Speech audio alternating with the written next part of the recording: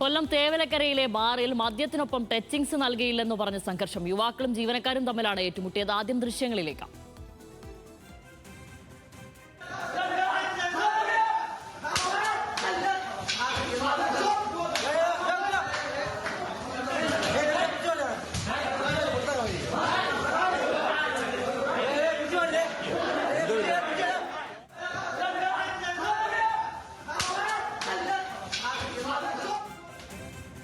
ഷമീർ അബ്ദുളുണ്ട് വിവരങ്ങളുമായി.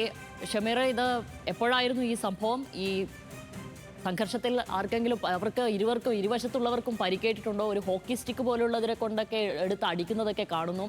നിലവിൽ എന്താണ്, ഒത്തുതീർപ്പിന് ശ്രമമാണോ നിലവിലുള്ളത്, അല്ലെങ്കിൽ പോലീസിലേക്ക് നിലവിൽ പരാതി എത്തിയിട്ടുണ്ടോ?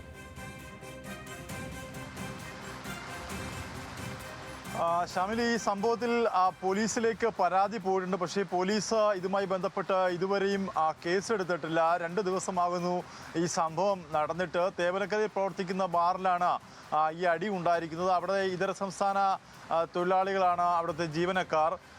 ആദ്യം മദ്യം അവർ കഴിക്കുകയും രണ്ടാമത് വീണ്ടും മദ്യത്തിനൊപ്പം ടച്ചിങ്സ് ചോദിച്ചു. അത് നൽകാൻ ഇതര സംസ്ഥാന തൊഴിലാളികളായ ജീവനക്കാർ നൽകിയില്ല.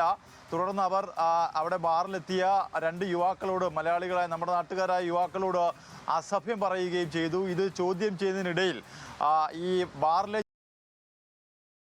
ജീവനക്കാർ തന്നെ സംഘം ചേർന്ന്, ഇതര സംസ്ഥാന തൊഴിലാളികളായ ജീവനക്കാർ സംഘം ചേർന്ന് ഹോക്കി സ്റ്റിക്ക് അടക്കമുള്ള കാര്യങ്ങൾ ഉപയോഗിച്ച് യുവാക്കളെ ക്രൂരമായി മർദ്ദിച്ചു. മർദ്ദനം ചെറുക്കുന്നതിനിടയിൽ ഇരുവശത്തുള്ളവർക്കും പരിക്കേൽക്കുകയും ചെയ്തു. സ്ഥിരമായി ഈ ബാറിൽ ഈ പ്രശ്നങ്ങൾ ഉണ്ടാകാറുണ്ട് എന്നാണ് ഇപ്പോൾ നമ്മളുടെ അന്വേഷണത്തിൽ നിന്ന് വ്യക്തമാകുന്നത്. എന്തായാലും ഈ ബാറുടമയും അതുപോലെ ജീവനക്കാരും ചേർന്ന് ഈ സംഭവത്തിൽ ഒരു ഒത്തുതീർപ്പിന് വേണ്ടി ശ്രമിക്കുന്നു എന്നുള്ള വിവരം കൂടി പുറത്തു വരുന്നുണ്ട്. ഒപ്പം തന്നെ കഴിഞ്ഞ ദിവസം ഈ മർദ്ദിച്ച ഇതര സംസ്ഥാന തൊഴിലാളികളായ ജീവനക്കാർ പുറത്തിറങ്ങിയപ്പോൾ അവരെ കൈകാര്യം ചെയ്യാൻ യുവാക്കളുടെ നേതൃത്വത്തിലും ഒരു ശ്രമം നടന്നതായിട്ടുള്ളൊരു വിവരം കൂടി പുറത്തു വരുന്നുണ്ട്.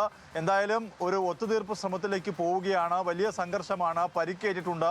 പക്ഷേ പോലീസ് ഈ ഒത്തുതീർപ്പ് ശ്രമത്തിന് വേണ്ടി വഴങ്ങുന്നു എന്നൊരു ആക്ഷേപം കൂടി പുറത്തേക്ക് വരുന്നുണ്ട്.